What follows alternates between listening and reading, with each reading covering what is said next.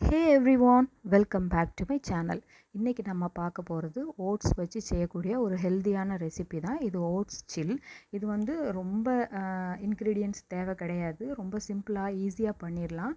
இதுக்காக நான் வந்து 1 கப் ஓட்ஸ் எடுத்திருக்கேன். சேம் கப்லேயே வந்து மசூர் தால் வந்து மெஷர் பண்ணி அதை 1 hour வந்து ஊற வச்சு எடுத்திருக்கேன். இதுக்கு கூட வந்து பாலக்கீரை எடுத்திருக்கேன். அப்புறம் 2 சில்லி, ஒரு சின்ன பீஸ் வந்து ஜிஞ்சர் எடுத்திருக்கேன். இது எல்லாத்தையுமே நம்ம வந்து இப்போ நல்லா மஷி மாதிரி அரைக்கணும். இது கூட வந்து ஜீரகமும் சால்ட்டும் போட்டு அரைக்கணும். அரைக்கிறதுக்கு வந்து சேம் வாட்டர் யூஸ் பண்ணாமல் நீங்கள் வேறு வாட்டர் யூஸ் பண்ணிக்கோங்க.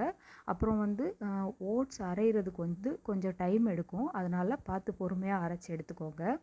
இதுக்கு கூடவே கீரை, அப்புறம் அந்த 2 பச்சை மிளகா, அப்புறம் வந்து அந்த சின்ன பீஸ் ஜிஞ்சர் இருக்குல்ல, அதையும் ஆட் பண்ணி கூட ஜீரகம் அண்ட் சால்ட் ஆட் பண்ணிக்கோங்க.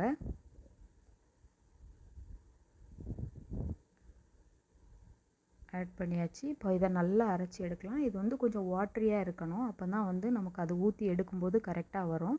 கொஞ்சம் திக்காக இருந்ததுன்னா மாவு வந்து நம்ம தோசை கல்லில் ஊற்றும்போது அந்த கரண்டிலேயே ஒட்டிட்டு வந்துடும். அதனால் நீங்கள் அதை பார்த்துக்கோங்க.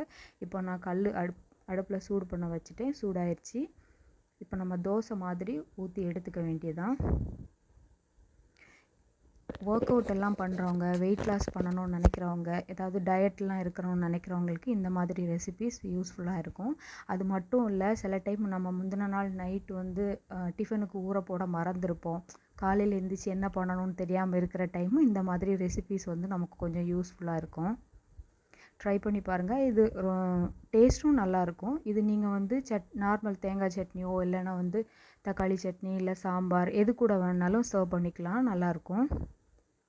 அவ்வளோதான். இந்த மாதிரி ஊற்றி எடுத்துட்டால் போதும். ரொம்ப திக்காக மாவு போட்டிங்கன்னா கொஞ்சம் ஸ்டிக்கியாக இருக்கிற மாதிரி இருக்கும். அப்படி இல்லாமல் கொஞ்சம் தின்னாகவே ஊற்றுறதுக்கு பாருங்கள். அதாவது மாவும் திக்காக இருந்துச்சுனாலும் நமக்கு இந்த மாதிரி தோசை வந்து தின்னாக போடுறதுக்கு வராது. அதனால் கொஞ்சம் தண்ணியாக இருக்கிற மாதிரி பார்த்துக்கோங்க மாவு. அவ்வளோதான். தோசை சுட்டு எடுத்து முடிஞ்சிருச்சு.